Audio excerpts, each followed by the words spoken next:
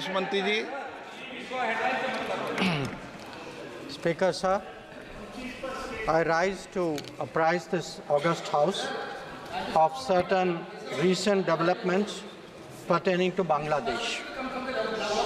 As honourable members are aware, India-Bangladesh relations have been exceptionally close for many decades over many governments. Concern about recent violence and instability there is shared across the political spectrum. Speaker, sir, since the election in January 2024, there has been considerable tension, deep divides, and growing polarization in Bangladesh politics. This underlying foundation aggravated a student agitation that started in June this year. There was growing violence, including attacks on public buildings and infrastructure, as well as traffic and rail obstruction. The violence continued through the month of July. Throughout this period, we repeatedly counseled restraint and urged that the situation be diffused through dialogue. Similar urgings were made to various political parties, political forces with whom we were in touch. Speaker, sir, despite the Supreme Court judgment on 21 July, there was no let-up in the public agitation. Various decisions and actions taken thereafter only exacerbated the situation.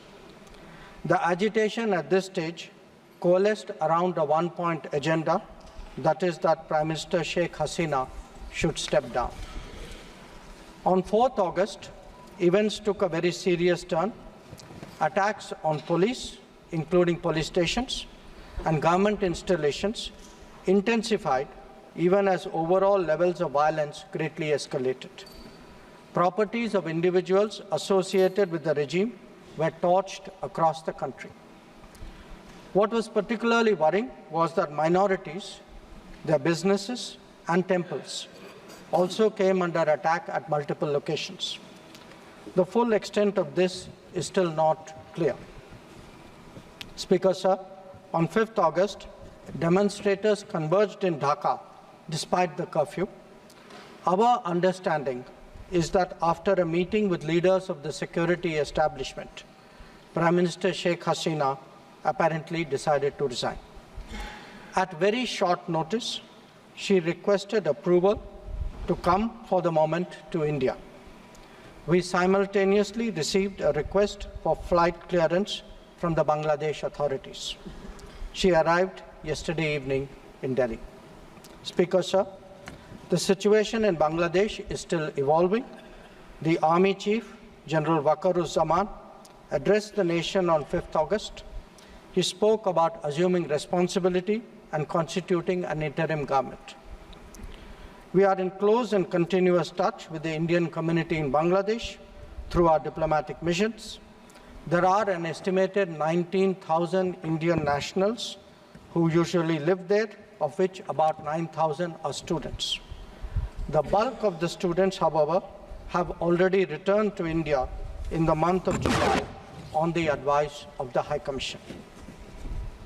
In terms of our diplomatic presence, in addition to the High Commission in Dhaka, we have Assistant High Commissions in Chittagong, Rajshahi, Khulna and Sylhet. It is our expectation that the host government will provide the required security protection for these establishments. We look forward to their normal functioning once the situation stabilizes. Speaker, sir, we are also monitoring the situation with regard to the status of minorities.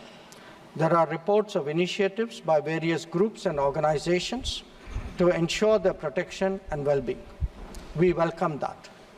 We welcome that and will naturally remain deeply concerned till law and order is visibly restored.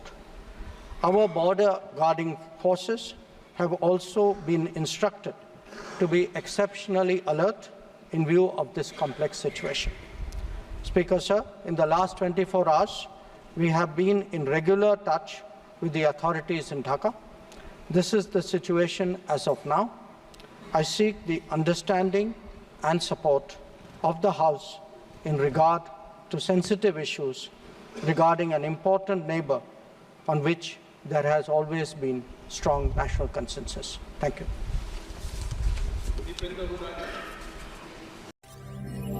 ವಿಶ್ವ plus ಜನಹಿತಕ್ಕಿದು ಜ್ಞಾನದ ಜಾಲ.